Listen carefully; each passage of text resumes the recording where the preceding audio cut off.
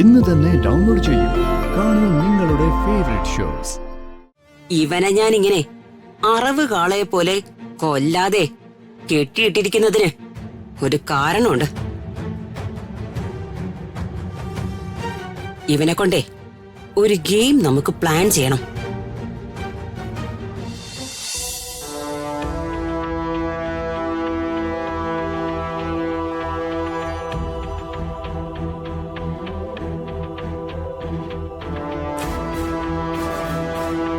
You are calling is either switched off or not reachable at the moment. Please try later. ഈ ചെക്കൻ്റെ phone എന്താ switch off ചെയ്ത് വെച്ചിരിക്കണേ?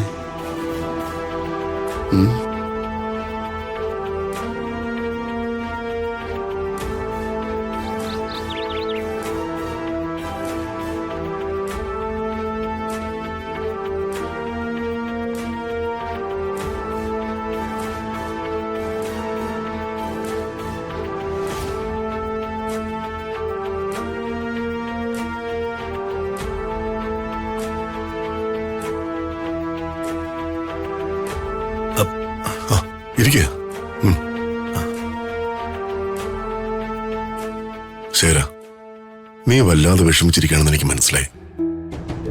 പക്ഷെ ജീവിത അനുഭവങ്ങളുടെ അറിവുകൊണ്ട് ഞാൻ പറയുക, നീ അങ്ങനെ വിഷമിക്കേണ്ട ഒരു കാര്യമില്ല. ഡിപ്രഷനും മെന്റൽ സ്ട്രെസ്സും ഒക്കെ ഒരു രോഗമല്ല. അതല്ല ഏട്ടാ, യാമിനിങ്ങനെ വയലന്റായി ഞാൻ കണ്ടിട്ടേ ഇല്ല. അതാ ഞാൻ പറഞ്ഞു വരുന്നത്. ഈ ഡിപ്രഷൻ ഒരു കോമൺ മെന്റൽ ഡിസീസാണ്. ഒരുവിധപ്പെട്ടവർക്കൊക്കെ ഇത് കാണും. യാമിനി ചിലപ്പോഴൊക്കെ വയലന്റ് ആവുന്നതുകൊണ്ട് നമ്മൾ ട്രീറ്റ്മെന്റ് നടത്തുന്നു, അത്രേ ഉള്ളൂ. കുറച്ചു ദിവസത്തെ ട്രീറ്റ്മെന്റ് റെസ്റ്റും കൊണ്ട് ഇതൊക്കെ അങ്ങ് മാറിക്കൊള്ളൂ.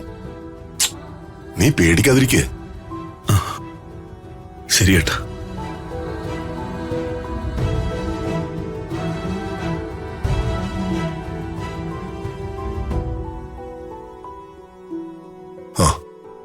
അപ്പോ എന്നാ ക്ലാസ്സിന് പോകുന്നത്? ശരാ, നീ അപ്പൂനെ ഹോസ്റ്റലാക്ക്. ഞാൻ പോവില്ല വല്ലിച്ച. അമ്മ ഇങ്ങനെ സുഖമില്ലാതെ കിടക്കുമ്പോ എനിക്ക് പോവാൻ പറ്റില്ല. എന്താ അപ്പൂ ഈ പറയുന്നത്? എന്നെ വഴക്ക് പറയല്ലേ വല്ലിച്ച.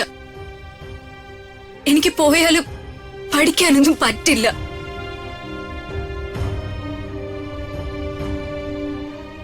അപ്പോ അമ്മയുടെ അസുഖം നിസ്സാരമാ, അത് വേഗം മാറിക്കൊള്ളും.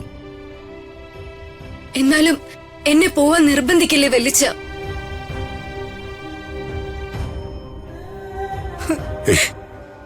വേണ്ട, കരയൊന്നും വേണ്ട. നീ ക്ലാസ്സിൽ പോകണ്ട, പോരെ? മോള് വിഷമിക്കണ്ട. മോളുടെ അമ്മയ്ക്ക് ഒന്നും വരില്ല. വല്ലിച്ച,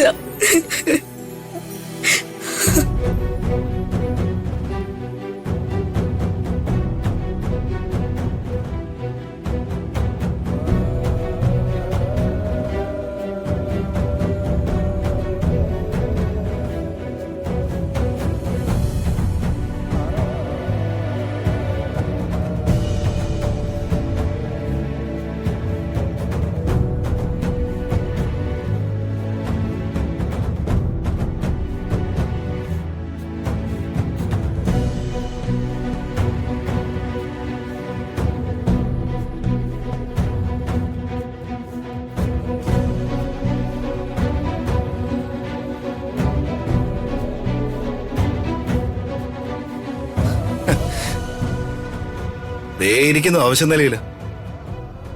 ഇനി ഇങ്ങനെ ശരീരത്തിൽ തല്ലാൻ ഒരു സ്ഥലം പോലും ബാക്കിയില്ല. ഇവിടെ ഞാൻ ഏറ്റവും കൂടുതൽ തല്ലിയത്. അവിടെ 2 കൂടി ഞാൻ കൊടുക്കാം.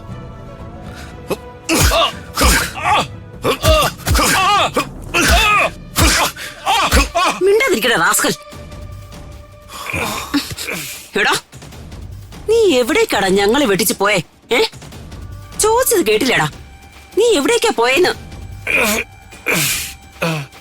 നീ മിണ്ടില്ലല്ലേ? നിന്നെ കൊണ്ട് ഞാൻ മിണ്ടിപ്പിക്കാം.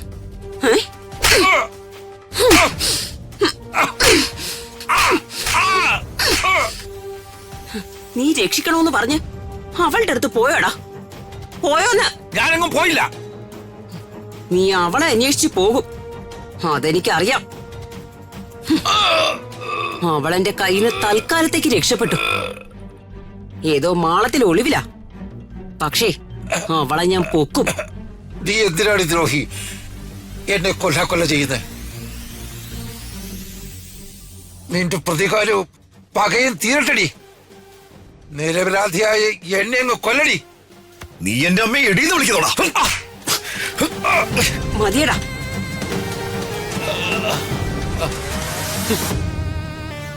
ഇവനെ ഞാൻ ഇങ്ങനെ അറവ് കാളയെ പോലെ കൊല്ലാതെ കെട്ടിയിട്ടിരിക്കുന്നതിന് ഒരു കാരണമുണ്ട്. ഇവനെ കൊണ്ടേ ഒരു ഗെയിം നമുക്ക് പ്ലാൻ ചെയ്യണം.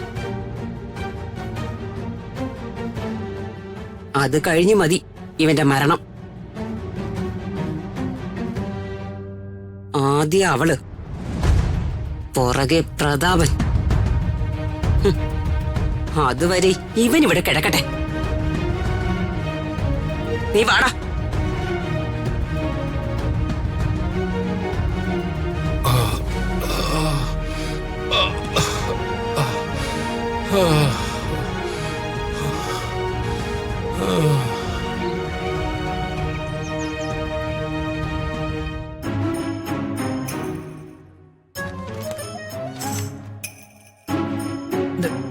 നോക്കടാ നമ്മുടെ മാർഗേ കിടക്കുന്ന മർഗടാ, നീ അങ്ങ് മാറിക്കിടക്കടാ. ദുർഘട സ്ഥാനത്തു വന്നു കിടക്കുവാൻ നിനക്ക് എന്തടാ കാര്യം? ആരടാ ഇങ്ങോട്ട് മാറിക്കിടക്കടാ, ഓടാ. ഇവൻ ആരാ? വല്യമ്മേ, എന്തീ വായിക്കുന്നെ? ഞാനപ്പാനാ. ജ്ഞാനപ്പാനയിൽ എവിടെയാ മർക്കടൻ? മർക്കടൻ എന്ന് വെച്ചാ കൊരങ്ങന്നല്ലേ അർത്ഥം? അതെ. ഇവരുടെ ആത്മകഥ വായിച്ചതായിരിക്കും. നീ പോടി എവിടെന്ന്? ഇങ്ങോട്ടത്തെ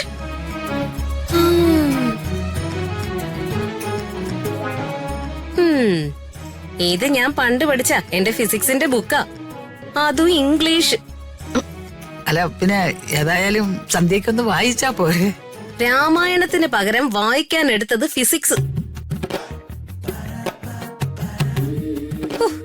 ഇവരിങ്ങനെ ഒരു ഉടായിപ്പായി പോയി. വല്യമ്മ എന്നെ കാണിക്കാൻ വേണ്ടി സന്ധ്യ പ്രാർത്ഥനയൊന്നും നടത്തണമെന്നില്ല.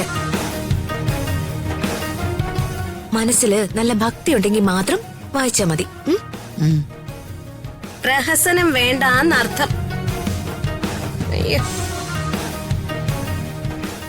അല്ല, ഭക്തി ശിരോമണിയല്ലേ കൊച്ചമ്മണി? എവിടേക്കാ പോകാൻ പോകുന്നേ? കാശി, രാമേശ്വരം, തിരുപ്പുറം, പളനി?